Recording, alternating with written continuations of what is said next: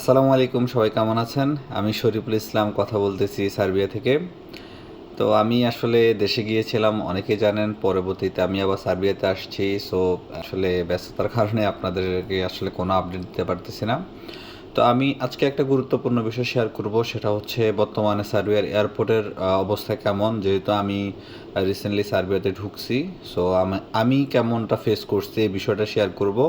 যারা নতুন আসবেন তাদের জন্য ভিডিওটা গুরুত্বপূর্ণ, আর যারা হচ্ছে পুরাতন তাদের জন্য কিন্তু ভিডিওটা গুরুত্বপূর্ণ।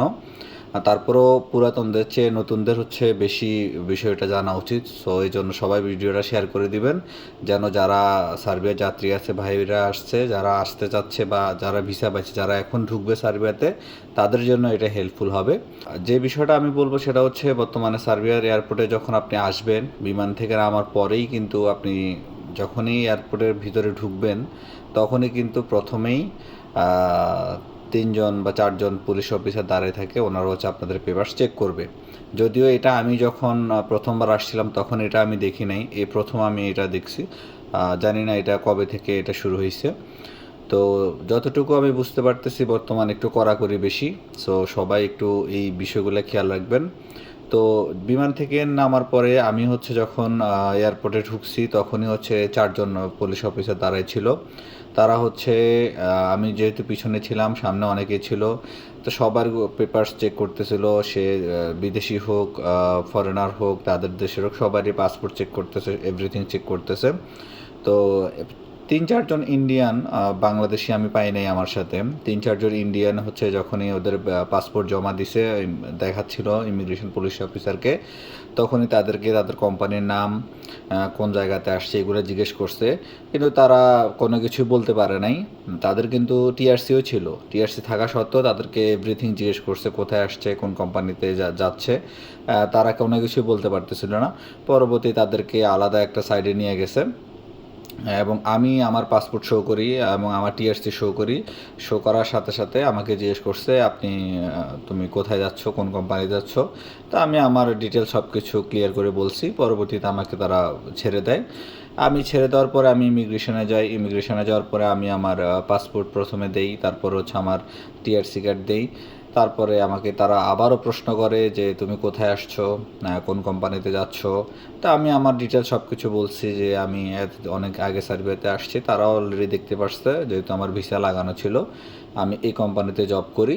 তখন তারা টিআরসি চেক করছে, চেক টেক করে বলছে যে ওকে, আমাকে সিল দিয়ে আমাকে ছেড়ে দিছে। তো আবার যখন আমি হচ্ছে ট্রলি মানে আমার লাগেজের জন্য অপেক্ষা করতেছিলাম, সেখানেও কিন্তু মোটামুটি অনেক ইমিগ্রেশন পুলিশ অফিসার ঘোরাঘুরি করতেছে। ওইখানে আমাকে তারা কোনো কিছু জিজ্ঞেস করে নাই, কিন্তু ইন্ডিয়ান বা অন্যান্য কয়েকজনকে তারা জিজ্ঞেস করতেছিল কোথায় যাচ্ছে, কী করতে আসছে। তো এই হলো আসলে অবস্থা।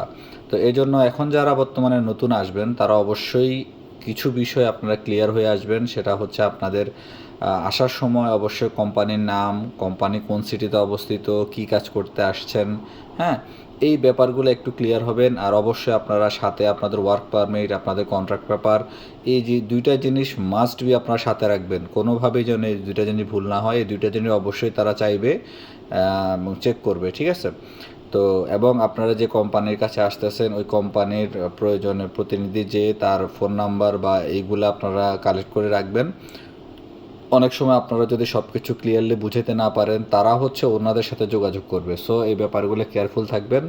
তো এই জন্য আমি আসলে ভিডিওটা তৈরি করা, যেন আপনারা যারা নতুন আসবেন এই ব্যাপারগুলো ক্লিয়ার রাখবেন। এই পেপারসগুলো এবং এই যে প্রশ্নগুলো করে, এগুলো আপনারা একটু অবশ্যই বি কেয়ারফুল সাথে মানে জেনে রাখবেন আর কি। অবশ্যই ভালোভাবে জেনে রাখবেন, না হলে কিন্তু বিপদ হতে পারে। বা কেননা সাপ্লাই কোম্পানিতে আসতেছেন ম্যাক্সিমামই, সো যাচাই বাছাইয়ের ব্যাপার আছে। সো এই জন্য দেখা যাচ্ছে স্বপ্ন সত্যি হতে গিয়েও হবে না, হ্যাঁ, এই ব্যাপারটা হয়। আর এজেন্সি যারা আছেন বা যারা আমার ভিডিওটা দেখবেন, আপনারাও অবশ্যই আপনাদের যে যাত্রীরা আছে তাদেরকে এই ব্যাপারগুলো একটু ভালো করে ক্লিয়ার করাই দিবেন। কি কি জিনিস তাদেরকে যা মানে মুখস্থ করা উচিত, অবশ্যই এই ব্যাপারগুলো একটু ক্লিয়ার করে দিবেন। তো সবাই ভালো থাকবেন ইনশাল্লাহ। এই ব্যাপারটা নিয়ে আমি আরও ক্লিয়ারলি ভিডিও তৈরি করব। সো আজকে জাস্ট সিম্পল কিছু তথ্য দিয়ে দিলাম। ভালো থাকবেন আর ভিডিওটা অবশ্যই শেয়ার করবেন। আসসালামু আলাইকুম।